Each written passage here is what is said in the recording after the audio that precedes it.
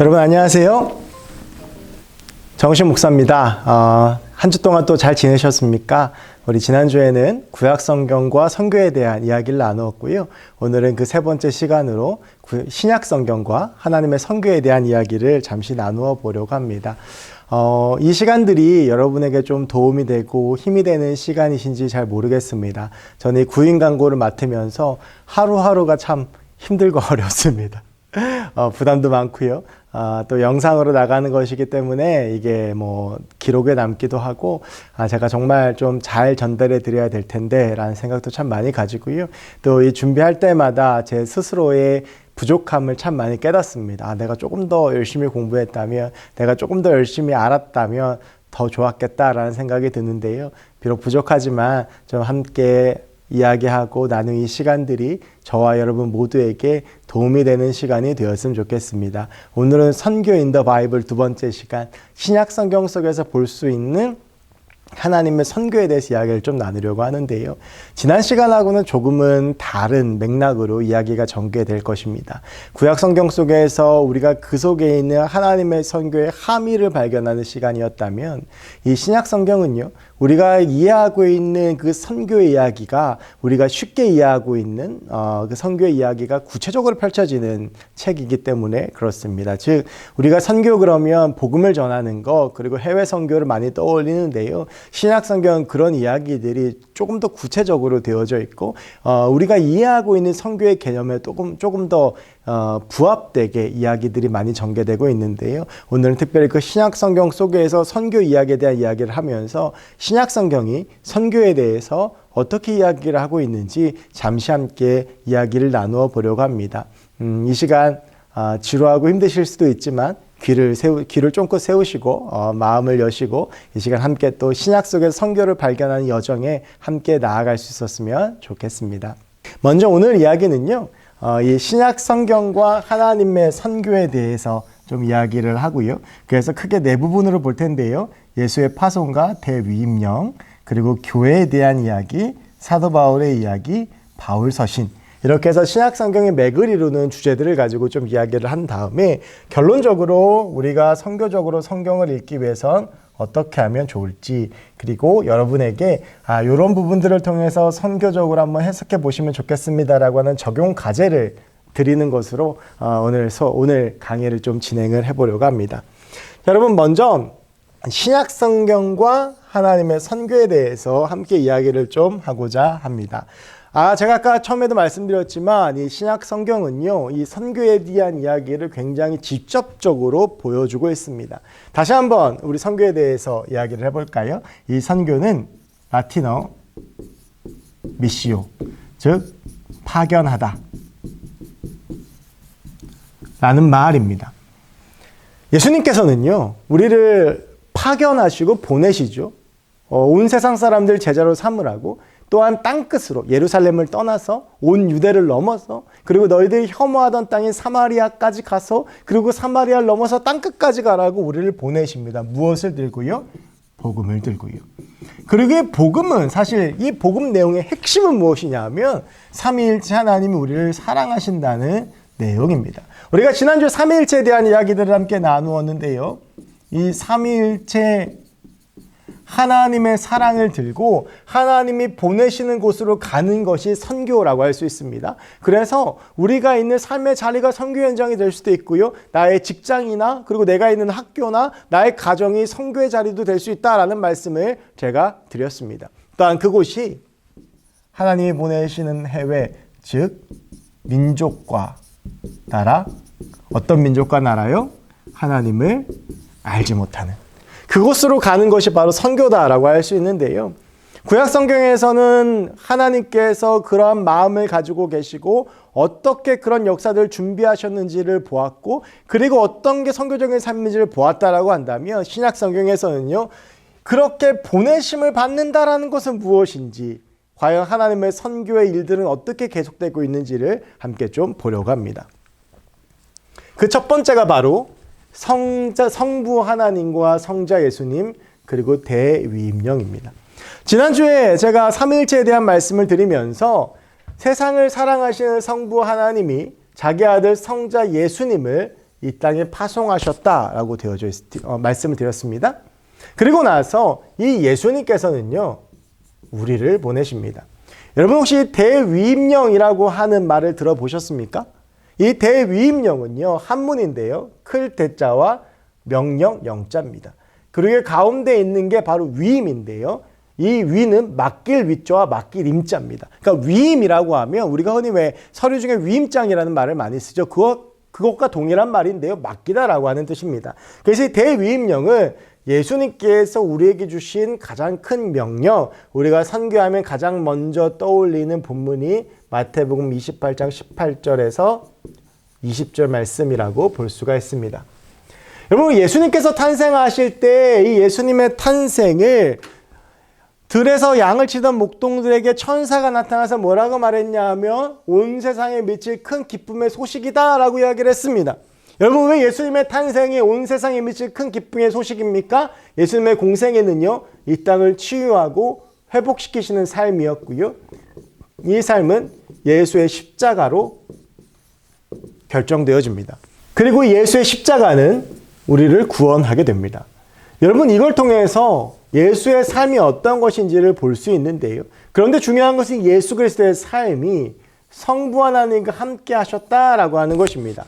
그래서 요한복음 10장 37절부터 38절까지에는 만일 내가 내 아버지의 일을 행하지 아니하거든 나를 믿지 말려니와 내가 행하거든 나를 믿지 아니할지라도 그 이름 믿으라. 그러면 너희가 아버지께서 내 안에 계시고 내가 아버지 안에 있음을 깨달아 알리라 하시니 라고 되어져 있습니다. 즉 성자 예수님 안에 이 성부 하나님께서 함께 하시면서 바로 이 사랑의 사역을 해나가셨다라고 하는 것입니다. 그리고 여러분, 예수님께서는요, 그렇게 사랑의 행위를 하시면서 이 땅에 사역을 하시고 십자가에서 달려 죽으시고 나서 부활하신 후에 승천하시면서 그분의 제자들을 보내십니다.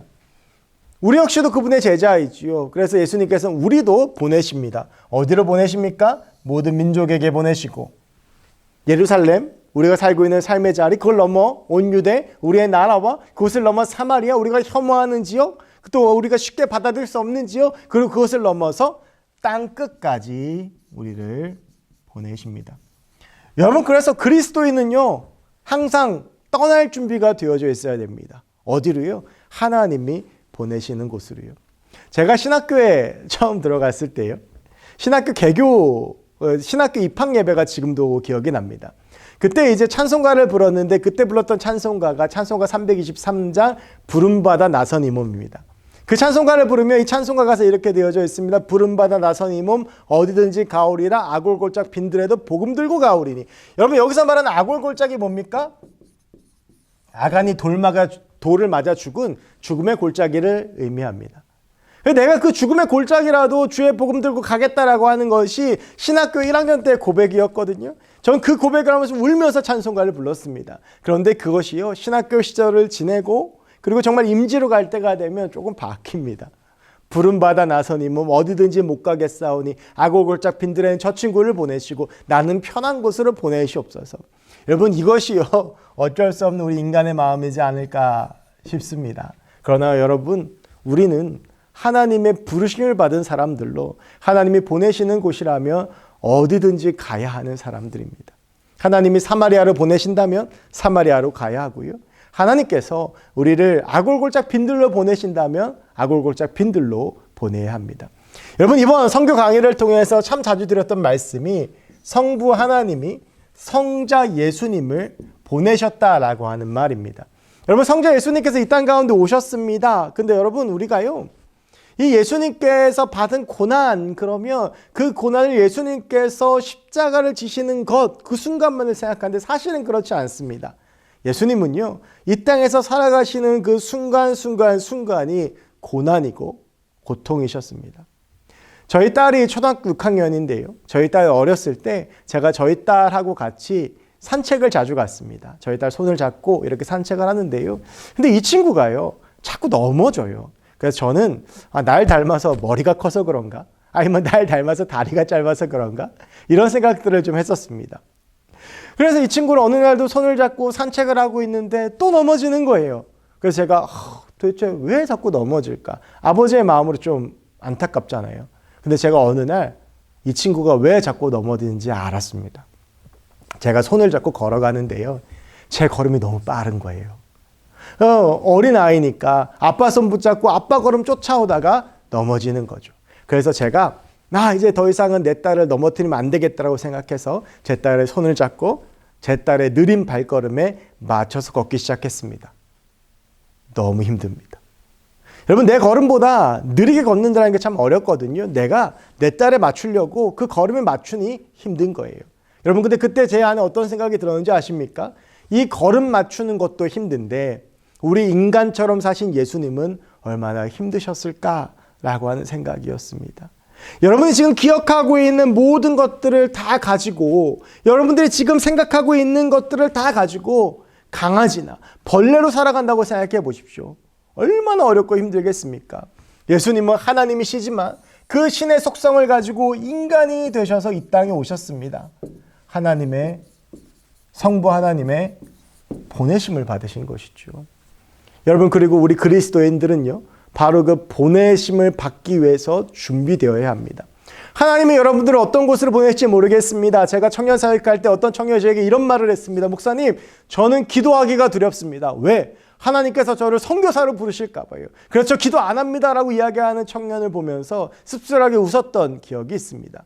그런데 여러분, 우리는요, 하나님께서 어떤 곳으로 보내시는지 간에 파송될 준비를 하고 주를 위해서 살아가며 나아가야 합니다. 하나님께서 아프리카로 보내신다면 아프리카로 가야 하고요. 하나님께서 남미로 보내신다면 남미로 가야 하고, 하나님께서 또한 나를 북한으로 보내신다면 가야 하는 것입니다. 과연 여러분들에게 하나님의 부르심이 어떤 곳인지는 잘 모르겠습니다. 그러나 과연 하나님께서 나를 어떤 곳으로 보내시는지 생각해 보시고 기도해 보시고, 그리고 우리 주님, 우리 성자 예수님께서 그러하셨듯이 하나님께서 나를 보내신다면 어디로든지 갈 수 있는 준비가 되는 저와 여러분들이 되었으면 좋겠습니다.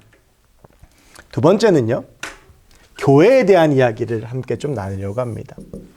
여러분, 이 교회는요, 사도행전 1장에서 2장에서 탄생을 합니다. 그 전까지는 교회가 없었습니다. 그 전에는 성전과 회당이 있었습니다. 이 성전은 아시는 대로 하나님의 임재가 있는 곳이었고 선택받은 사람들만 성소와 지성소에 들어갈 수 있는 곳이었습니다. 회당은요, 이스라엘 백성들이 바벨론을 끌려가 포로 생활하면서 하나님의 말씀을 들어야 되는 곳이 필요해서 세워진 곳이었고요. 이것이 예수님 때의 신앙의 중심지였습니다. 그런데 우리 주님께서 하늘로 올라가시면서 제자들에게 말씀하십니다. 너희들이 흩어지지 말고 내가 너희에게 약속한 것 바로 그 성령인데요, 그것을 기다려라 라고 말씀을 하셨고요. 제자들이 이 마가의, 그림이 작지만 마가의 다락방이거든요. 이 마가의 다락방에서 모여서 기도할 때 성령 강림 사건이 일어났고, 이 성령 강림 사건이 일어난 후에 베드로가 설교하면서 3,000명이 회심하고 변화되고 세례받는 놀라운 기적이 일어납니다. 그리고 그렇게 교회가 탄생을 합니다. 서로 가진 것들 나누고 통용하고 교제하고 하나님의 말씀을 나누는 교회가 탄생을 하면서 교회라고 하는 공동체가 이 땅 가운데 생겨나게 된 것이죠. 여러분, 그런데 이 교회는요, 그 자체가 선교적이었습니다. 사도행전 2장 46절부터 47절까지의 말씀, 우리가 흔히 이야기하는 이 교회 탄생의 그 마지막 끝자락의 말씀을 보면 이렇게 되어져 있습니다. 날마다 마음을 같이하여 성전에 모이기를 힘쓰고 집에서 떡을 떼며 기쁨과 순전한 마음으로 음식을 먹고 하나님을 찬미하며 또 온 백성에게 칭송을 받으니 주께서 구원받는 사람을 날마다 더하게 하시니라. 여러분, 이 말씀을 읽으면서 생각나는 단어가 혹시 없으십니까? 제가 이번 선교 강의를 하면서 계속 강조하고 있는 단어인데 바로 사랑입니다. 교회는요, 날마다 마음을 같이하여 성전에 모이기를 힘썼다고 합니다. 하나님을 사랑하고 이웃을 사랑한 것입니다. 집에서 떡을 떼며 기쁨과 순전한 마음 음식을 먹고 사랑하는 마음으로 음식을 나눴던 것이죠. 하나님을 찬미하며 또한 온 백성의 친송을 받으니 하나님을 사랑하고 사람들을 사랑했던 것입니다. 그때 주께서 구원받는 사람을 가득하게 하셨고 교회가 성장하게 됩니다. 그래서 여러분, 교회는요, 선교적인 공동체였고 하나님의 사랑을 보여주는 공동체였습니다. 선교적인 공동체가 무엇입니까? 바로 하나님의 사랑을 보여주는 곳이지 않겠습니까? 여러분, 그래서 이 교회의 가장 중요한 임무는요, 바로 선교입니다. 하나님의 사랑을 보여주고 하나님의 사랑을 드러내고 교회의 존재가 사람들에게 하나님의 사랑을 증언할 수 있는 공동체가 되어야 하는 것이죠. 하나님께서는 그 교회에게 만물을 충만케 하는 사명을 주셨습니다. 에베소서 1장 22절부터 23절인데요. 또 만물을 그의 발 아래에 복종하게 하시고 그는 만물 위에 교회의 머리로 삼으셨느니라. 교회는 그의 몸이니 만물 안에서 만물을 충만하게 하시는 이의 충만함이니라. 여러분, 그래서 교회는요, 만물을 충만하게 해야 합니다. 선교적인 삶,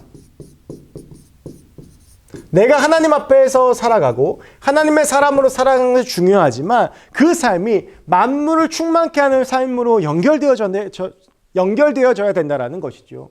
여러분, 그래서 우리가 이 세상 가운데 하나님께서 보내셨을 때에 주셨던 바로 그 창조의 목적, 그리고 하나님의 사랑을 가지고 살게 하신 그 목적대로 살아가면서 이 세상을 하나님으로 충만하게 하는 하나님의 교회로 살아가야 되고요. 특별히 우리 안양지의 교회가 그런 교회가 되어야 할 줄로 믿습니다. 하나님께서는 그 교회에게 사명을 주십니다. 요한계시록 3장 21절에서 22절까지의 말씀인데요. 이기는 그에게는 내가 내 보좌에 함께 앉게 하여 주기를 내가 이기고 아버지 보좌에 함께 앉은 것과 같이 하라. 귀 있는 자는 성령이 교회들에게 하시는 말씀을 들을지어다. 교회의 마지막 사명은 결국 복음으로 승리하는 것입니다. 여러분, 바로 이것이 선교적인 교회입니다. 교회의 사명을 깨달아 하나님의 사랑을 보여주고 만물을 충만케 하면서 하나님의 승리를 선포할 수 있는 곳, 바로 그것이 교회인 것이죠. 여러분, 저는 우리가 이런 교회를 위해서 기도하며 이런 교회를 위해서 나아가며 우리의 삶이 그런 교회가 되기를 기도하는 삶이 되기 원합니다. 그런 교회 중에 하나가 바로 안디옥 교회였고요. 그 안디옥 교회를 통해서 사도 바울의 사역이 시작이 되어집니다. 여러분, 먼저 안디옥 교회에 대해서는 제가 첫 번째 강의를 통해서 말씀을 드린 바가 있습니다. 이 안디옥 교회가 이 안디옥이라고 하는 도시에서 그리스도인들이 모이기 시작하고 그 소식을 들은 예루살렘에서 바나바를 파송하게 되고요. 이 바나바가 바울을 고향 다소에 낙향해 있던 바울을 청하여서 함께 공동 목회를 하게 됩니다. 여러분, 이 안디옥이라고 하는 이 교회는요, 굉장히 큰 의미를 가지고 있습니다. 왜 그렇습니까? 우리가 지금도 이야기하는 이 그리스도인 이라는 이 표현을 가장 먼저 들었던 곳이 안디옥 교회이기 때문에 그렇습니다. 사도행전 11장에 나오는 이야기입니다. 그리고 나서 이 안디옥 교회는 사도행전 13장 1절에서 보면 지도자들을 세우는데요. 제가 말씀드렸지만 흑인인 시몬도 세우고요. 그리고 귀족인 마나엔도 세우고요. 아프리카 사람인 루기오도 세우고요. 그리고 바나바와 바울, 이 지도자들도 세웁니다. 근데 안디옥 교회 사람들 입장에서는요, 이 바울을 지도자로 세우는 것이 굉장히 큰 도전이자 굉장한 일입니다. 왜냐하면 이 안디옥 교회에 흩어진 이들 중에서 상당수가 예루살렘의 교회의 핍박을 못 이겨서 도망친 사람들인데 그 사람들은 대부분이 바울로 인해 시작된 박해 때문에 박해를 받은 사람들입니다. 얼마나 원수 같겠습니까? 그런데 그 바울을 교회 공동체로 세웠다라고 하는 것, 얼마나 대단한 일입니까? 그것이 안디옥 교회가 가지고 있는 힘을 보여주는 것입니다. 여러분, 이 안디옥 교회는요, 그 당시에 고아들, 과부들을 돌보며 그리스도인이라는 칭송을 받습니다.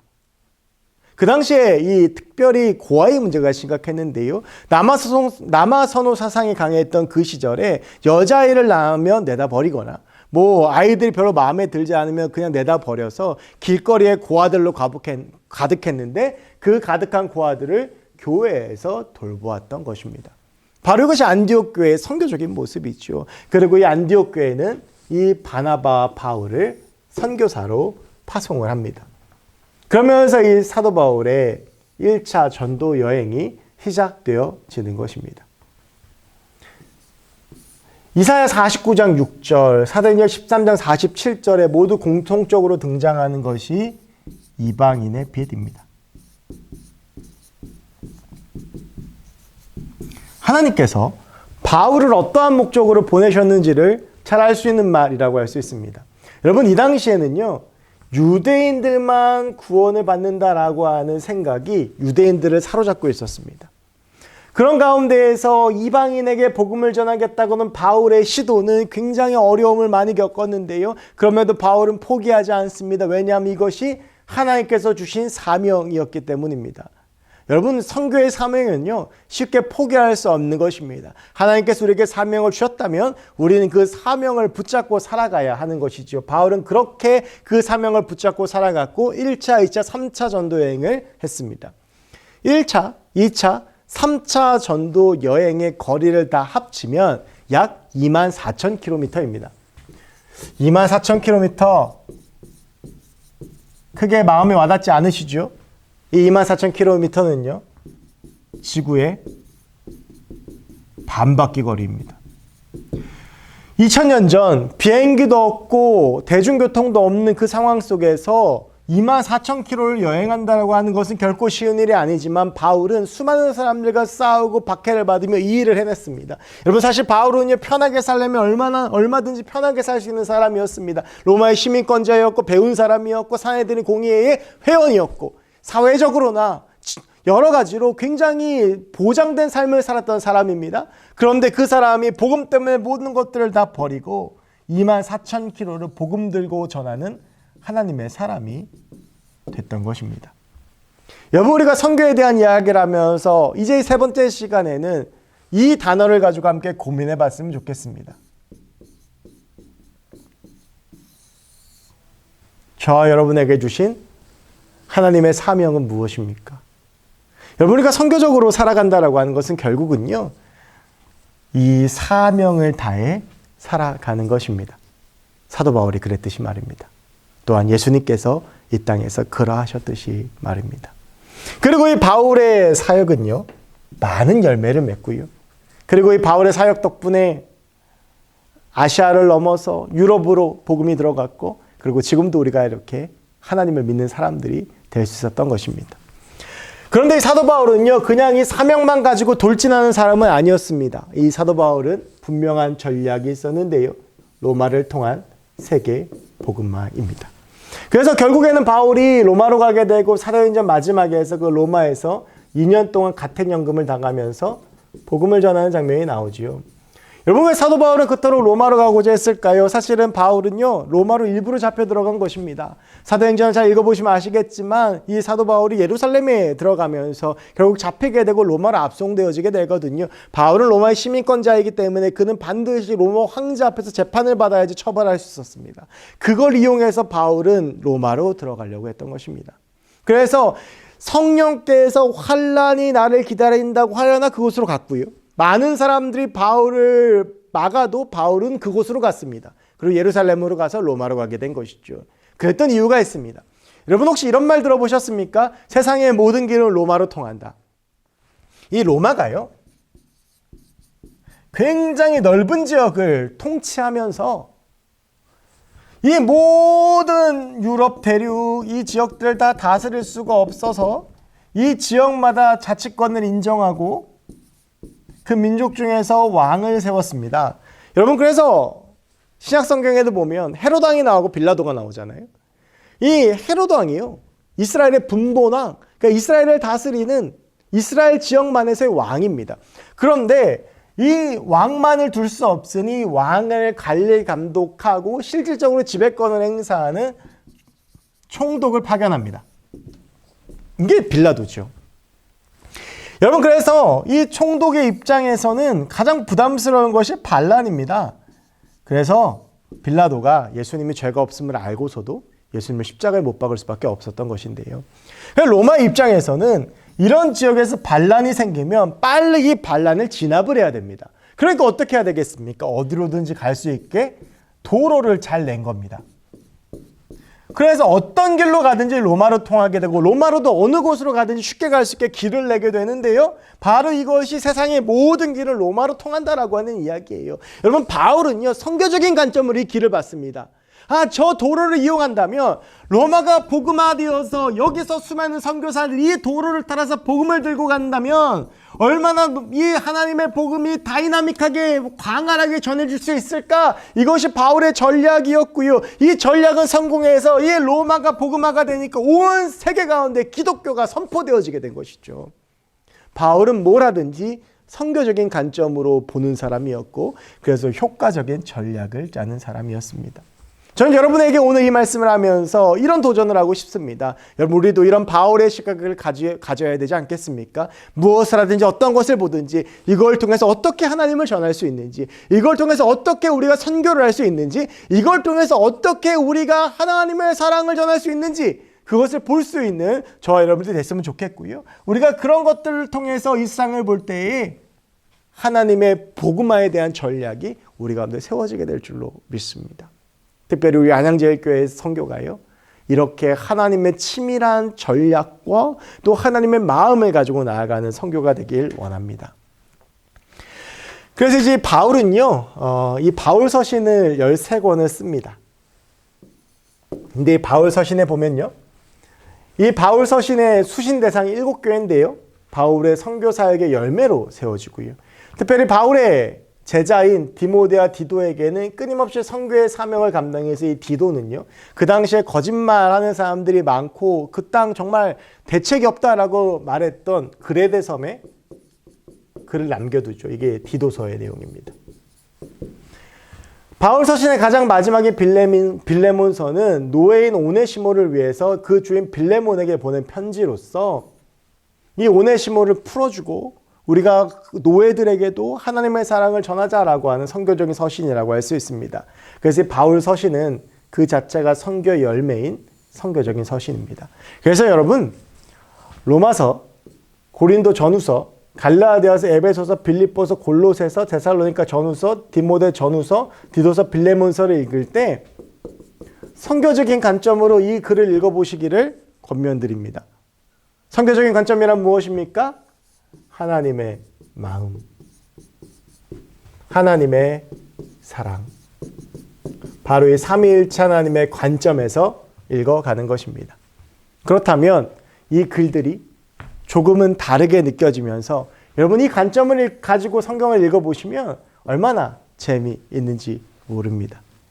하나님께 헌신했던 선교사 바울이 그 교회들과 제자들에게 써내려가 이 편지를 선교적인 마음으로 함께 바라보시면서 읽어가시면서 하나님의 마음이 어떤 것인지 깨닫고 그 삼위일체 하나님의 사랑을 발견할 수 있는 저와 여러분들이 됐으면 좋겠습니다.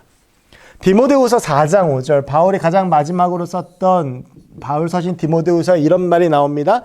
그러나 너는 모든 일에 신중하여 고난을 받으며 전도자의 일을 하며 내 직무를 다하라. 여러분 이 말을 쉽게 말하면 어떤 말이겠습니까? 저는 이렇게 해석되었습니다. 어떠한 역경이 있든 어떠한 어려움이 있든 너에게 맡겨진 사명을 다하라. 여러분 우리의 사명은 무엇입니까?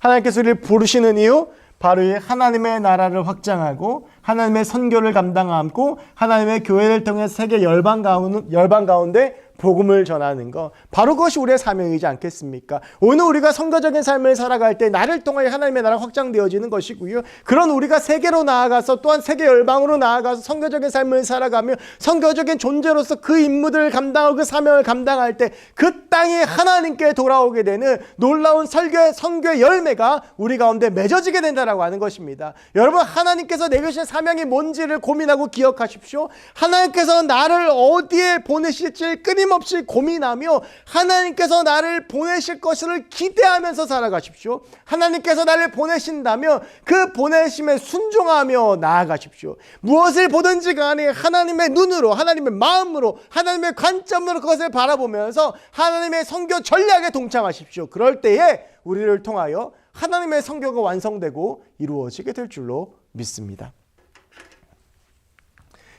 여러분 이제는 이 이야기들의 결론을 한번 지어보려고 합니다. 선교적으로 성경을 읽는 것은 무엇인가? 제가요 어느 날 운전을 하다가 목이 말라서 카페에 갔습니다. 카페에 이렇게 들어갔는데 카페가 너무 어두운 거예요. 그래서 이 카페는 왜 이렇게 조명을 안 하지? 라고 생각을 했습니다. 그렇게 커피를 시키고 커피를 받으면서 전 놀라운 사실을 깨달았습니다. 그것은 그 카페가 어두운 것이 아니라 제가 선글라스를 끼고 있었다는 사실입니다. 여러분 우리가요 어떤 렌즈를 끼고 있는지에 따라 사물이 다르게 보입니다. 저희 집에 저하고 저희 딸이 안경을 쓰는데요. 제 안경을 저희 딸이 쓰면 사물이 잘 보이지 않고 제가 저희 딸이 안경을 쓰면 사물이 잘 보이지 않습니다. 왜냐하면 각자의 눈에 맞는 도수가 있기 때문이죠. 여러분 마찬가지로요. 우리가 내 눈에 어떤 걸 쓰는지에 따라서 이 사물이 다르게 보입니다.